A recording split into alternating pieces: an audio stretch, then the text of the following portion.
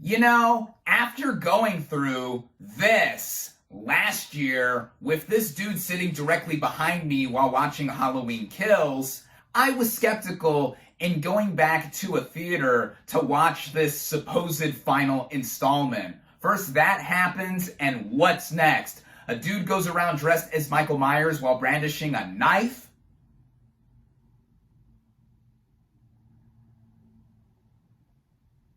What is up, everybody? Random Man here. I hope everyone out there is continuing to stay safe and be well during this unpredictable time, as I am here bringing you my review for Halloween Ends.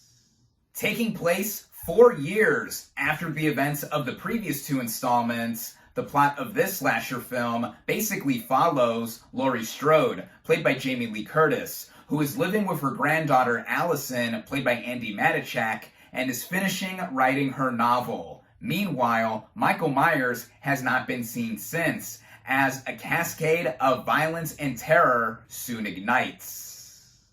Going into this movie, I really wasn't looking forward to it at all. To give my quick thoughts on the previous 3 Halloween films that are considered canon in this timeline, 1978's Halloween, what can I say about it that hasn't been said already? Many tout it as an accidental masterpiece of horror, and yeah, I have huge respect for it. Then we skip ahead 4 decades later to the 2018 legacy sequel of the same name, and I enjoyed it, with faults, but I thought that it served the legacy of the franchise well. Now we cut ahead to 2021's Halloween Kills, and I thought it was a huge step down. I thought it grew increasingly inconsequential and monotonously mediocre for how we all knew Michael Myers was not going to die by the end of it, as 2 back-to-back sequels were announced after the success of the 2018 legacy sequel.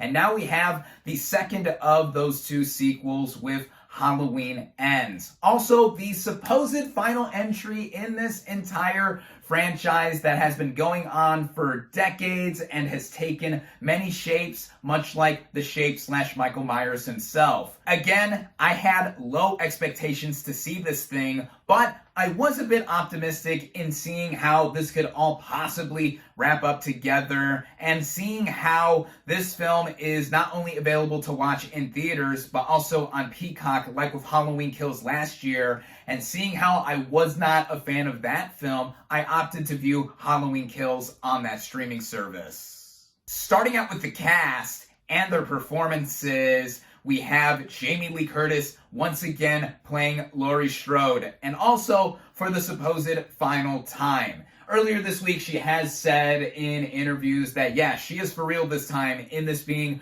her last hurrah as the character, with the original film marking her film debut, making her an instant scream queen, an icon of horror. But here, she really did not have much to do like in Halloween Kills, where in that film, she was basically bedridden in the hospital the entire time.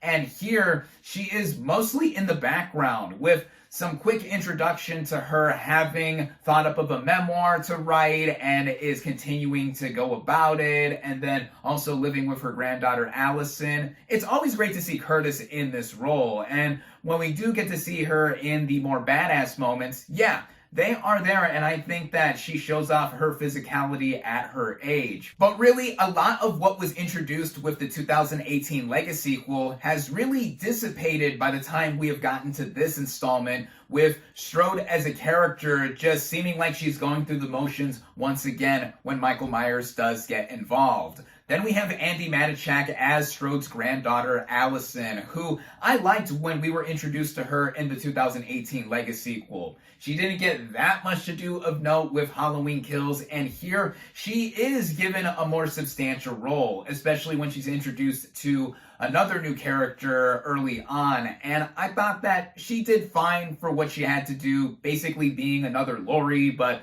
for a new generation, a younger generation. Will Patton also returns as Deputy Hawkins, with me thinking at first, how is this dude still alive after the last two movies where he got so messed up? But I always like seeing Patton on screen. His character has kind of a thing for Strode, but he really doesn't do much either other than pop up here and there. Same thing with Kyle Richards as Lindsay Wallace, who was in the very first Halloween film as one of the two kids Strode was babysitting, coming back for last year's Halloween Kills and being another one of the members involved in trying to get Michael. Here, she does nothing. Really, a lot of the focus here is brought on to the aforementioned new character that eventually gets involved with Allison, and that is Cody Cunningham, played by Rowan Campbell. Now, he is a complex/complicated character here when he is put into the fray. The opening scene of this movie takes place via flashback in 2019, 1 year after the events of the previous two films, where he is involved in an accidental tragedy which sets off his arc for the rest of this film, taking place 3 years later. And what is introduced here, I think, brings for a lot of intrigue, with this character being an extension of this whole town of Haddonfield in the fear and terror that is abound, not just with Michael Myers, but with the people themselves. And I think Campbell, as a performer, I think does a convincing job here. But what I don't think is as convincing is the way he is written and the approach that is taken with his entire arc, with more than just mixed messaging being applied here, and I really cannot go much more into it without getting into spoilers. I will attempt to skirt around that when talking about this film narratively, which, speaking of that, getting into the writing, this was done by 4 people, and 2 of them include Danny McBride, who also returns from penning the previous 2 installments, and David Gordon Green, who also returns to write and direct like with the last 2 films. Now, the way this movie began, as I mentioned, with that brief flashback in 2019, this actually got me quite interested to see where the direction could go in wrapping up this whole trilogy of sequels, I should say, and the introduction of Cody Cunningham as a character brought a lot of interesting ideas for how he would be integrated in connecting to the town of Haddonfield overall, as a lot of what was initially attempted to be put into play with the mob mentality of Halloween Kills is put in here, but focused on a singular individual who is acquitted for the accidental tragedy he was involved with, but he is constantly shunned by the community whenever he just shows his face everywhere. That leads to an interesting commentary of a whole community either being fearful of monsters or making monsters themselves out of individuals anywhere, at least within this setting. And I think that with it, it did bring a lot that also just felt like it was done, I think, too little, too late. Cunningham felt like a character that should have been introduced at least a movie ago with how he is used here, and I do have to give some props for the attempted ambition.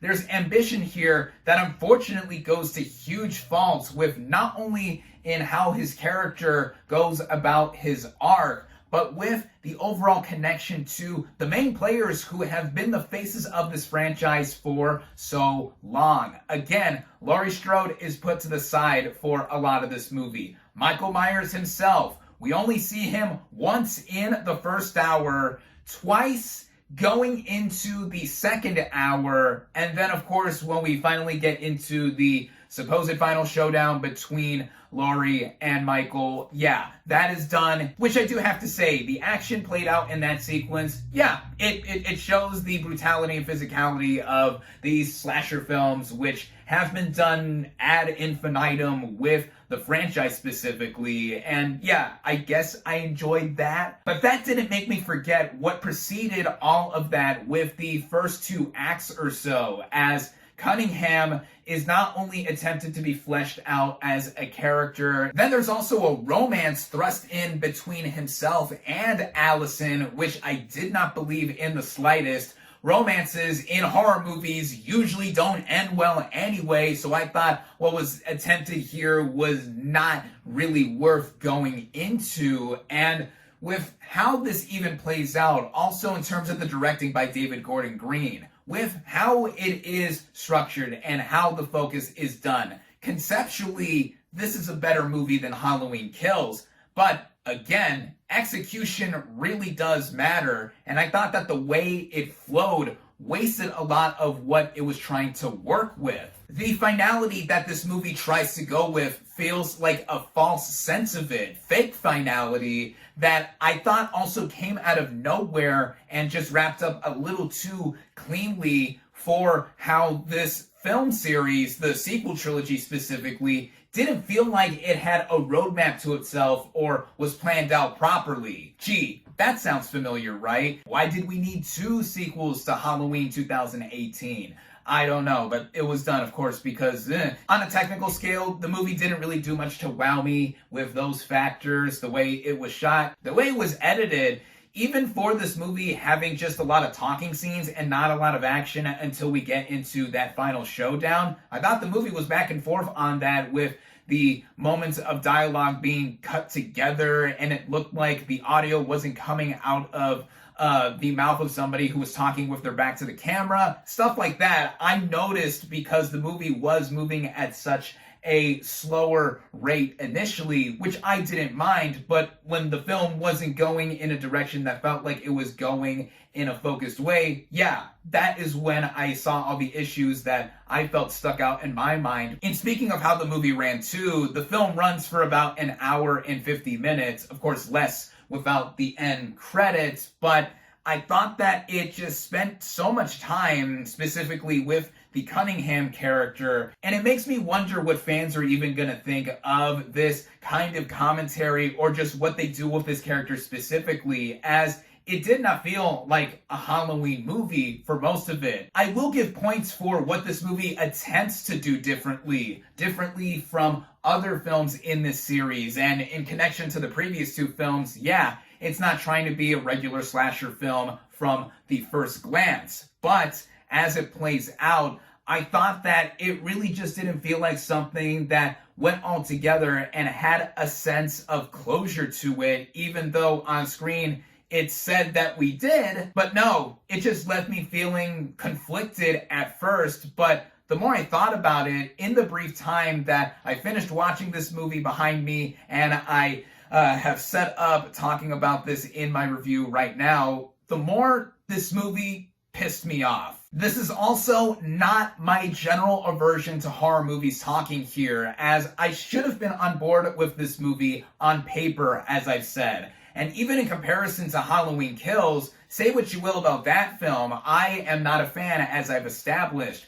But that movie at least delivered on its title schlocky shtick of all the kills and Michael Myers going around on Halloween night, wreaking havoc, doing that. Yeah, it delivers on that. Halloween Ends is supposed to end it all, and it literally does so, but in not a convincing way. Comparing this to my favorite movie of the year thus far, Top Gun Maverick, another Lego sequel, is like night and day, because that movie did everything right and just doing something both on its own and in connection to its previous installment. Halloween Ends, I think, just with everything that it does all together, and me feeling more riled up than I expected to be after finishing it, I think that this is the worst movie I have seen in 2022 thus far. Granted, I've only seen and reviewed now 41 movies in this given year, but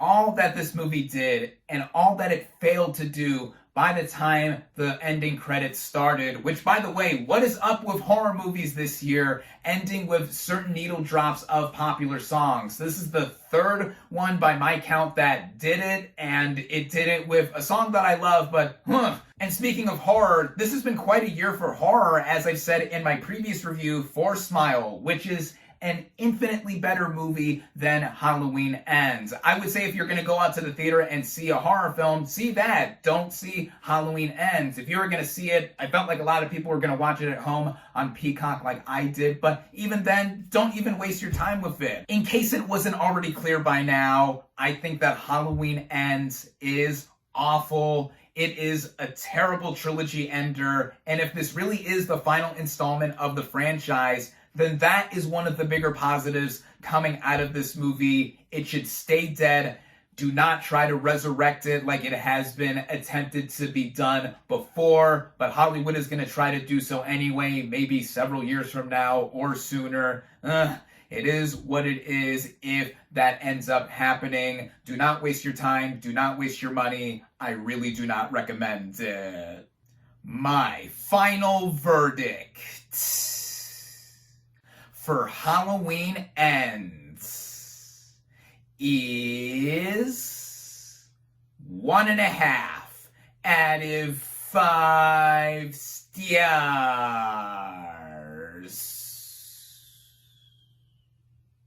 Thank you all, as always, for watching. Be sure to like this video, comment on what you thought of Halloween Ends, social media links in the description, subscribe to my channel for more, and I'll catch you on the next movie review.